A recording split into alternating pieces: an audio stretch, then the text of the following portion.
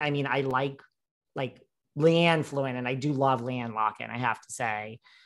And I like Cam, but then like you have other people that flew in. You're just like, okay, this makes sense. Like, you know what I mean? Like it just, I don't know. Some people don't get over it, Kathryn, ever, but that's good that Yolanda was like, oh, come on. Yeah. No, I saw something where she said, that she had gone away on a vacation. This is in the, like within the little 2 pages I glanced over, and they had, offered her a demoted role, like a friend or something. And she said, no, she didn't want to do it. And then she told whomever she was with, or the friend said, you should do it. You should do it. This is your life. Da, da, da, da, da. And she said, no. And she said, she never looked back, and, and just what a great decision it was. And she wasn't like poo-pooing the show. It was great for what it was.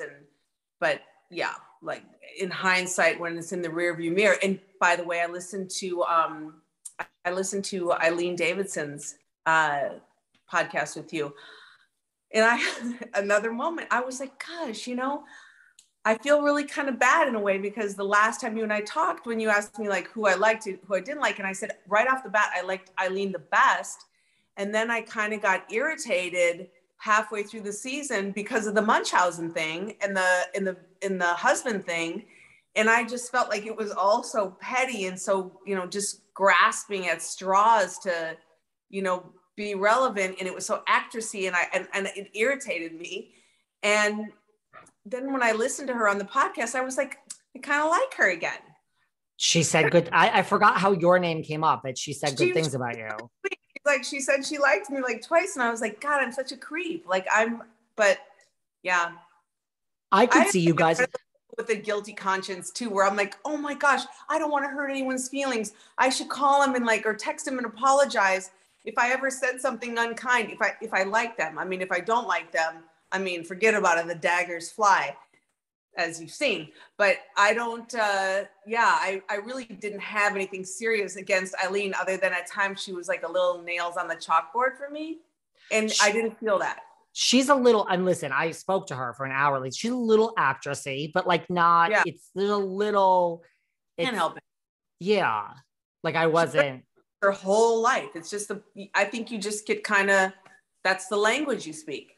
The more, listen, I would take her back every day. She's like, great. I mean, it's Eileen freaking Davidson. Like it checks so many boxes. Like people love the soap. So I would loved her. Right. I just was like, sometimes I talk to people and I'm like, this person loved me. And like, we just got like, you and I know each other, but this is the first time but with her, I was like, do you hate me?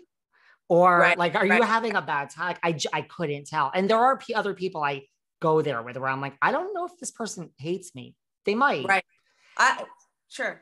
I couldn't tell with her. Like, so I just didn't know. No, I don't think I felt like she liked you. I felt like it was great and everything. There were a couple of times where there was like, for me, like a little bit of uncomfortable silence where I thought like, did something go wrong with the volume on my iPad where I couldn't hear it? And then you'd say something or she'd say something. And I'm horrible with the silence in a conversation if it's not two people that really know each other. Does that sound weird? No, a lot of people, because someone even says to me like, oh, you're okay with, like, I'm okay with uncomfortable silence, but it's also part of the job. Like it's what's the word I'm looking for? It's purposeful on my part. I'm going to try it sometimes. Like,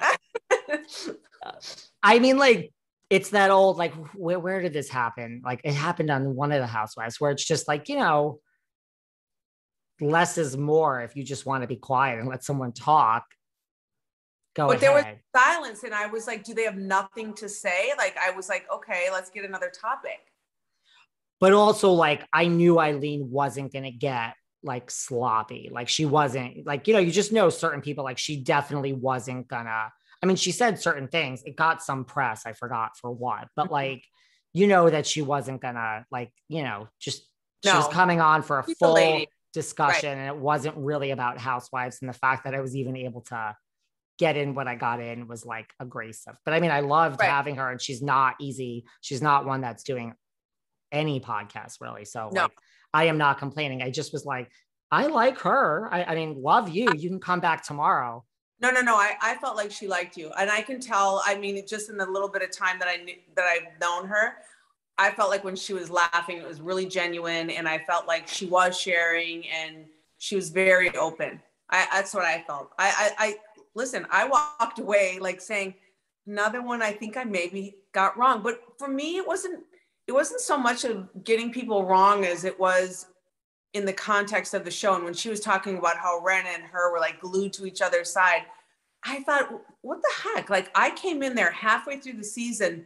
No one told me anything. I got bub kiss from everybody as far as how to handle it, the way to deal with it. And there was so much shit going on already.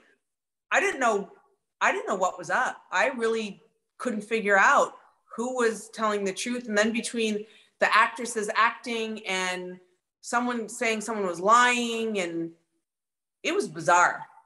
The reason why you would like Eileen is because like she's not one, she won't put her hand on the fire. She's not a Rinna. Like she won't do it. Like she's not going to act absolutely crazy on TV. But when we were in Dubai, and I think that was kind of when it came to a head for me, and Kyle and Vanderpump were kind of like having their come to Jesus moment. It was my birthday and we all like walked away so they could talk it out. And one of the best lines ever, and I don't know why people don't use this, when she said that she was like a housewife, that like a battered housewife that keeps, getting punched or thrown down the stairs and getting up and saying that she fell or something. I can't remember what the line, but because like she was always taking the punches for Vanderpump and having to own Vanderpump's maybe manipulation and didn't want the bad relationship. Because I asked kind of like, why are you doing this? If you believe that Vanderpump did these things and fed this to the press about the Munchausen and tried to get Rinna to, say that, no, you said, well, there goes our storyline, that whole big thing. But Kyle said, I don't want the problem with Vanderpump. She did not want to, she said, I just don't want to fight with her this season. Wow. That's what she told you. Yeah. She just wanted to keep the peace. And she was like, it's not worth it. And I remember mouthing to her across the table, say something. And she was like, no. And Eileen was in the other room listening to them, like with like the glass to the wall. And I said, just leave him alone. And she was like, shh, like she shushed me. I don't particularly like to be shushed. And I said, no, you shush, like leave them alone, like get your nose out of their business. And we kind of got into this like 5 second or 10-second snap thing, like, just kind of like this cackling bitchy thing. And that was when I was like, oh, I don't think I really like her. I could see her there with like the thing that sounds funny. Yeah. And then